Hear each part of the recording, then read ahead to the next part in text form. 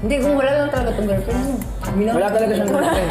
Boyfriend, pare meron. Ay, ayoko pala, sorry. Pare! Sarado mo para magkampanggap tayo. Ay, kayo kayo. Pare, oh. Ano daw? Sige lang, pare. Lamatan mo pa ang pagkakaibigan natin. Yeah. My first Gusto love. sana sabihin, wag na. Ano, I love you, baby. Pare, triangle na ako. Kasi bakit ba ganito? Triangle. Hindi, anong title lang? Niloloko lang ako ni Esla. Hindi, sample nandyan daw kayo, no? Tama, kayo. Hindi, nandyan daw kayo. Niloloko lang naman ako ni Esla po. Oo nga, magkasama tayo sa parang sa... Parang may... Magkalaro tayo. Parang example, katatapos sila maglaro. Ayan, Biglang katatapos parang lang maglaro.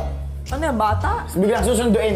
Tayo Hindi, nagkakausap. kunwari, nag-ano kayo, nag-table tennis, gano'n. Oh, tapos papakilala. Gym or what? Uy, pare. I'm Joe nga pala. Tapos pangising-ngisi Sino to? Ha? Pare, Ito I'm just kasama a mo. friend. Wala ka Friend? dapat magsilosan, pare. Magkahawak kamay? Ano yun? Wow! Pwede. Ito tumatawa. Hindi, kung wala lang talaga itong girlfriend mo. Wala talaga siyang girlfriend. Boyfriend, pare meron. Ay, ayoko pala, sorry. Pare! Sarado mo para magkampanggap tayo. Ay, kayo. Pare, oh. Ano daw? Sige lang, pare. Lamatan mo pa ang pagkakaibigan natin. Kung biro ang sa villa, seryoso naman ang usapan ni Pots at Yen. Kasi nga, yung gagawin ko pag nanalo ako dito, gagawin ko para rin sa school ko. Para? Sa school. Ano? Gusto ko kasi mag-aral abroad.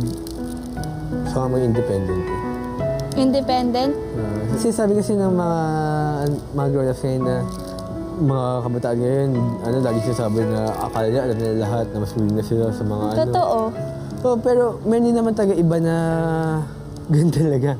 Actually ako, ayoko na sumama sa kahit na anong parents ko.